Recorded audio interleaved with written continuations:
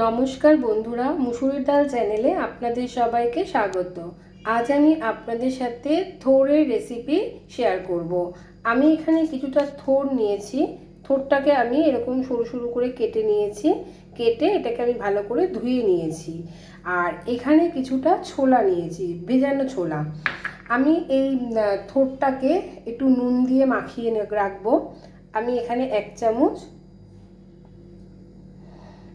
আর অল্প হাফ চামচ নুন দিলাম। এই নুনটা দিয়ে আমি এই থোড়টাকে একটু ভালো করে মেখে নেব। এটাকে একটু খুব ভালো করে একটু মাখিয়ে নেব। থোড়টা আমার খুব ভালো করে নুন দিয়ে এটাকে মাখানো হয়ে গেছে। এবার আমি এই থোড়টাকে 10 মিনিটের জন্য একটু রেখে দেব। তারপরে আমি এটাকে রান্না করব। থোড়টা আমার ম্যারিনেট করে রাখা হয়ে গেছে। এবার আমি এখানে একটা কড়াই বসিয়ে নিয়েছি।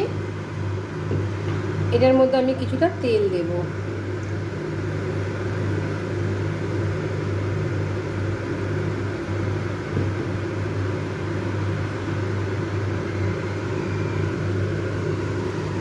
এই তেলটাকে একটু আমি ভালো করে গরম করে নেব।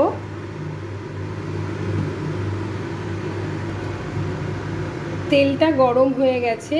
এবার এর মধ্যে আমি একটু শুকনো লঙ্কা দুটো আর সামান্য একটু কালো জিরা আমি এখানে দিয়ে দেবো।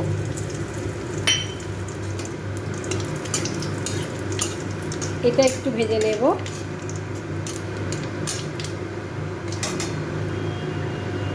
এবার আমি এর মধ্যে যে ছোলাটা নিয়েছি ছোলাটা দিয়ে দেবো।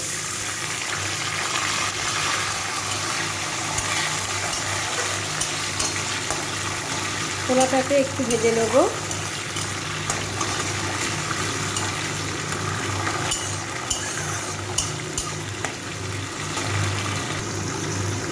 ছোলাটা ভাজা হয়ে গেছে। এবার আমি এখানে থোড়টা দিয়ে দেবো। এই থোড়টাকে এবার এর মধ্যে দিয়ে দেবো।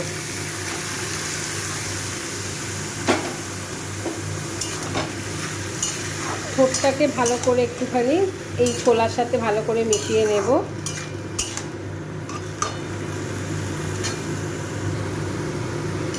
থোড়টার মধ্যে যেহেতু আমার এখানে নুন দেওয়া আছে, তাই আমি থোড়টার মধ্যে আর নুন দেব না।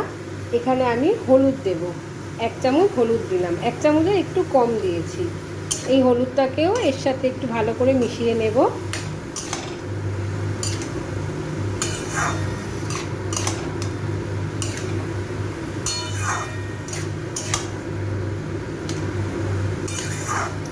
এবার আমি এই থোড়টাকে ঢেকে দেব।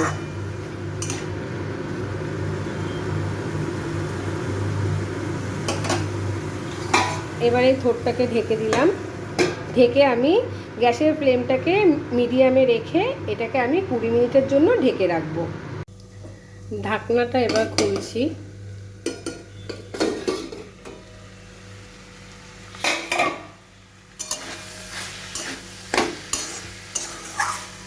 এবারে এই থোড়টার মধ্যে একটু চিনি দেবো।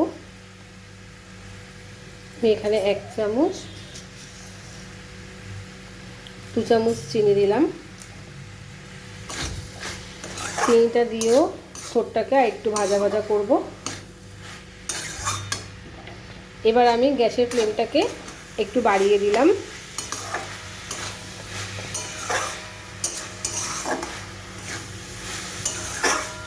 এই থোড়টাকে আমি এখনো আরো 5 মিনিট ধরে ভালো করে ভেজে নেব।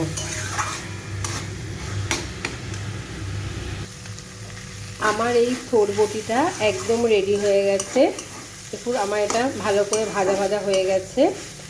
আমি এই থোড় বটিটার মধ্যে একটু ছোলা ব্যবহার করেছি। আপনাদের যদি ভালো না লাগে আপনারা এটা ছোলা ছাড়াও বানাতে পারেন। শুধু শুকনো লঙ্কা আর কালো জিরা ফোড়ন দিয়ে এটাকে বানাতে পারেন। আর এটা কিন্তু একটু মিষ্টি মিষ্টি খেতে ভালো লাগে।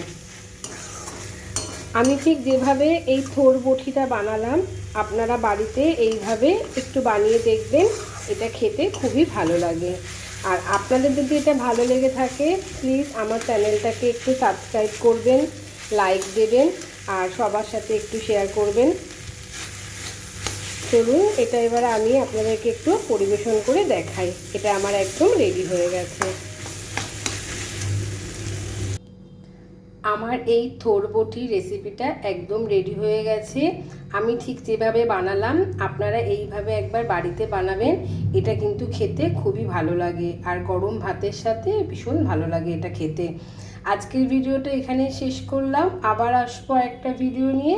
আপনারা সবাই ভালো থাকবেন, সুস্থ থাকবেন, আর আপনাদের এটা কেমন লাগলো আমাকে একটু কমেন্ট বক্সে লিখে জানাবেন।